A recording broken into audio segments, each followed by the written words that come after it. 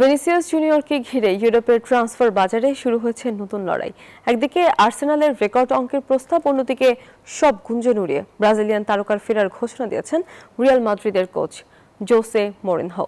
চুক্তি নবায়নের অনিশ্চয়তা, আর্সেনালের প্রলোভন আর মরিনহোর আত্মবিশ্বাসী বার্তা, সব মিলিয়ে নতুন মৌসুম শুরুর আগে ভিনিসিয়াসকে ঘিরে জমে উঠেছে ইউরোপিয়ান ফুটবলের সবচেয়ে আলোচিত ট্রান্সফার নাটক। রিয়াল মাদ্রিদের সঙ্গে ভিনিসিয়াস জুনিয়রের চুক্তি নবায়ন ঘিরে তৈরি হয়েছে নতুন নাটক। সেই সুযোগে ব্রাজিলিয়ান সুপারস্টারকে দলে টানতে রেকর্ড অঙ্কের প্রস্তাব নিয়ে মাঠে নেমেছে আর্সেনাল। বেতন কাঠামো ভেঙে ইমেজ রাইট সহ বিশেষ সুযোগ সুবিধা দিয়ে ভিনিকে লন্ডনে আনতে মরিয়া গানার্সরা। যুক্তরাষ্ট্রের এক নম্বর জিম চেইন গোল্ড জিম এখন আবারও বাংলাদেশে।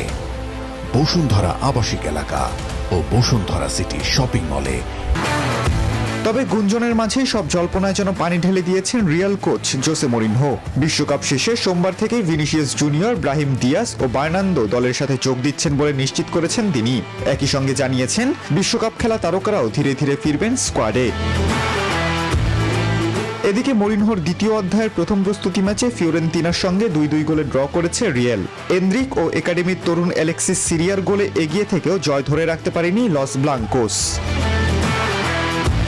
তবু হতাশ হননি মরিনহো। তার ভাষায় প্রথমার্ধে দল ছিল দুর্দান্ত, আর শেষ পর্যন্ত চরম ক্লান্তির মধ্যেও খেলার নিয়ন্ত্রণ ধরে রাখাই সবচেয়ে বড় ইতিবাচক দিক।